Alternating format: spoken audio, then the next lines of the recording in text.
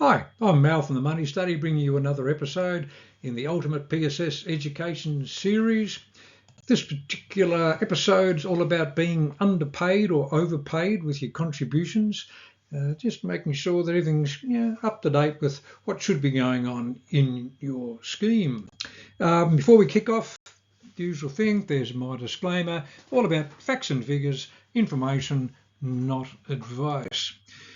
Underpayments and overpayments. Yep, dare I say, payroll can and do make mistakes.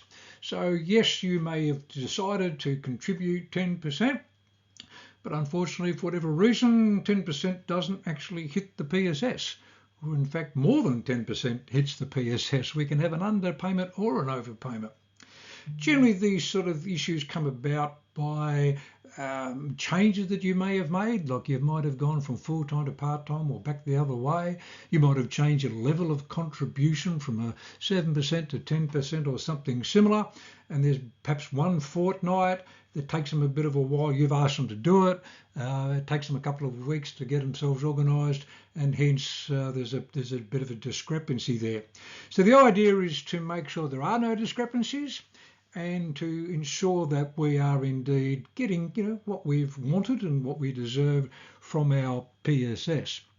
What we don't want to see is a short payment where there's been a problem, and for whatever reason this is an ongoing problem, and so it sort of starts to snowball. And you can find that yes, you owe a certain amount of money in 1 year, and 2 years later you owe double that amount, and so it goes on. So ideally, check on your statement. Now, what do we do here? Basically, if you're looking for underpayments, that one's pretty clear and easy to find, because on page 6, they've even got a heading there called underpayments, where you effectively owe the PSS some money, literally because the payroll has made a mistake. Now, that one's easy to find because I say it's just got a heading there, and you can see that any underpayments from the previous year, and then the extra payments that have occurred, movements within this financial year, and then you can see your total problem that you may have at the end of the financial year. So that's on page 6 of your annual statement. The overpayments are not as clear and easy to find. I don't know whether they do this on purpose. I shouldn't be so sceptical. But on page 5 of your statement, you'll see where you've got all your list of all the different the contribution summary there, the benefit summary, that there's usually a couple of lines of fine print underneath that chart of all the different contributions and so forth. And buried somewhere in that 2 lines or 3 or 4 or 5 lines of fine print, you may see some comment about an overpayment. Now, if you've got an overpayment, it will generally say that this overpayment, meaning that too much money has gone into your PSS, too much money has gone in, that extra money cannot be part of your benefit. You can't put in more than 10%. But if all of a sudden PSS has received more money than they should, it appears as an overpayment. And in this little 3 or 4 lines or so of fine print, it will indicate that it can't be part of your benefit, and that money would be refunded to you at the time of taking your benefit. Now, my argument is no.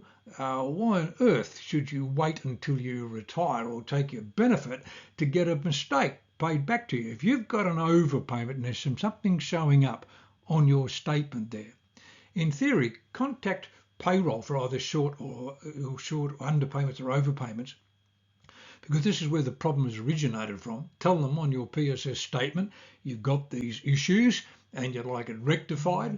Now, most departments, most HR payroll will fix this up for you.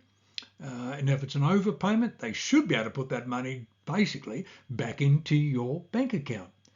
Now, you shouldn't have to wait until retirement to access an overpayment because it's a mistake. And same thing if you've got an underpayment, contact payroll, you'd say you want to fix it up. Now, of course, obviously, if the underpayment is a large amount of money, I've seen underpayments of thousands of dollars or something like that. And of course, a lot of people in the federal police have had an adjustment of their super salary causing an underpayment. With an underpayment, you don't have to pay it back. It'll just literally mean that underpayment will be subtracted from your PSS benefit at retirement. Do you really want that? Don't we want to maximise our PSS? So ideally, we organise with payroll to fix this up. So an underpayment, you could say to them, okay, look, I can't afford to pay back $1,000 out of the next week or two. How about we take it out of my pay for every portion of it over the next 3 or 4 or 5 years?